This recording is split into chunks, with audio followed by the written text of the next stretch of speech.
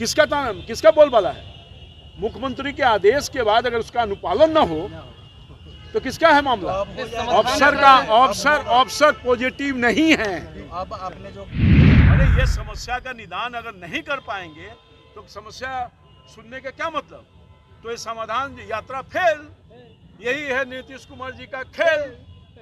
नमस्कार, news 4 nation देख रहे हैं और मैं हूं आपके साथ रंजन सिंह। समाधान यात्रा के अंतर्गत आज राजधानी पटना के ज्ञान भवन में बैठक बुलाई गई थी और उस बैठक में भारतीय जनता पार्टी से सांसद रामकृपाल यादव भी शामिल थे।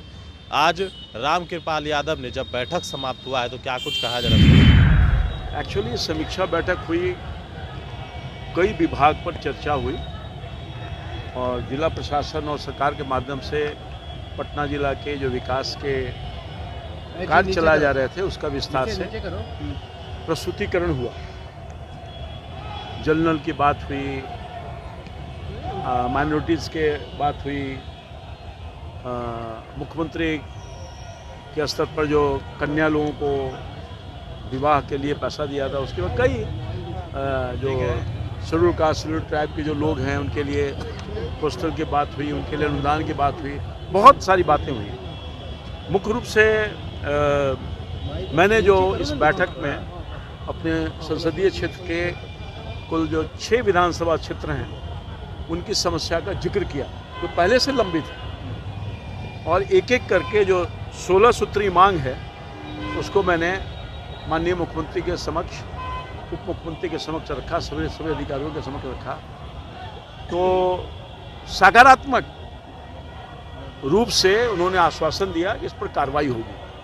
मैं कुछ बहुत लंबा है मगर कुछ जो महत्वपूर्ण योजना है जो लंबित पड़ा हुआ था, जिससे जनता प्रभावित हो रही थी, परेशान हो रही थी, उसके तरफ मैंने ध्यान दिलवाने की कोशिश की थी जो बहुत 3 साल 4 साल से लंबित पड़ा हुआ है। मैंने मुख्यमंत्री को यह भी याद दिलाया कि आपका ये घोषणा था और ये घोषणा आज तक पूरा नहीं हुआ। उसमें सबसे पहले ये मसूरी में तरेगना के पास आरओबी जो रेल मंत्रालय के माध्यम से सैंक्शन हुआ था, अप्रोच रोड भी तत्कालीन सरकार ने सैंक्शन किया था। अभी अलाइनमेंट चेंज के बाद नया प्रपोजल गया है, वो पिछले 1 साल से पेंडिंग पड़ा हुआ है और वहाँ तेलंगाना की जनता बहुत परेशान है। मसूरी के बाज़ार से आने वाले जाने वाले लोग के अलावे भी जो आम लोग हैं बहुत परेशान हैं, उसके तरफ मैंने ध्यान आकृष्ट करवाया है। और वहाँ के जो माननीय मुख्यमंत्री के जो पदाधिकारी हैं पथ निर्माण, उन्होंने उस पर कहा है कि हम तुरंत सैंक्शन करेंगे, तो एक पॉजिटिव था।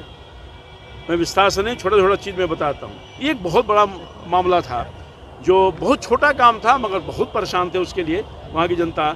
डेमा दरियापुर में दरधा नदी पर एक पुल निर्माण करना था जो आज तक 3 साल पहले से उसकी एस्टिमेट बनी थी, 4 साल हो गया, आज तक सैंक्शन नहीं हुआ था। उसके तरफ भी मैंने ध्यान आकृष्ट करवाया, उसकी भी स्वीकृति की घोषणा अधिकारियों के द्वारा हुआ। एक और सबसे बड़ी समस्या है, विक्रम में ट्रॉमा सेंटर का मामला चल रहा है। ट्रॉमा सेंटर आज से कुछ वर्ष पहले जब डॉक्टर सीपी ठाकुर थे स्वास्थ्य मंत्री तो उन्होंने सैंक्शन किया था, भवन भी बन गया था, मशीन भी आ गया था। आज इस बैठक के माध्यम से मैंने मुख्यमंत्री जी का, उप मुख्यमंत्री जी का ध्यान आकृष्ट करवाया है और इसमें सार्थक पहल हो जाए। दरधा नदी पर पुल मुख्यमंत्री जी ने 4 साल 5 साल पहले अनाउंस किया था। दरधा नदी है, समदा नदी पर पाली में, आज तक नहीं हुआ। किसका बोलबाला है? मुख्यमंत्री के आदेश के बाद अगर उसका अनुपालन न हो तो किसका है मामला? ऑफिसर पॉजिटिव नहीं है। अब आपने जो कहा है तो क्या आज भी अफसर पॉजिटिव नहीं थे? आज भी जब समाधान यात्रा में आप थे तो अफसर पॉजिटिव नहीं थे क्योंकि मुख्यमंत्री के साथ अरे भाई, पॉजिटिव रहते तो मुझको बहस करना पड़ता। ट्रामा सेंटर के लिए मुझको बहस करना पड़ा।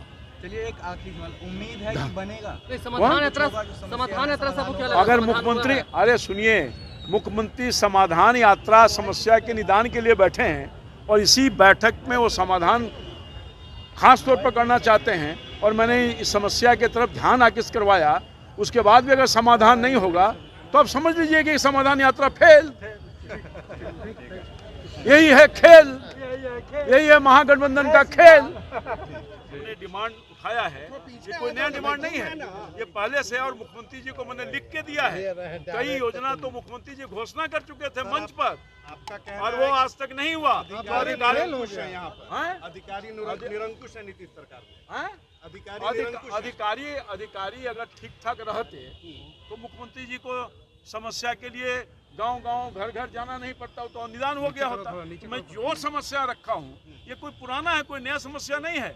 जिसके निदान के लिए हो जाना चाहिए था। मुख्यमंत्री के आदेश के बाद अगर वहाँ का शासन प्रशासन में बैठे हुए वरिष्ठ अधिकारी नहीं सुनते हैं तो क्या समझा जाए? फेल है तो खेल है। अरे ये समस्या का निदान अगर नहीं कर पाएंगे तो समस्या सुनने का क्या मतलब? तो ये समाधान यात्रा फेल। यही है नीतीश कुमार जी का खेल।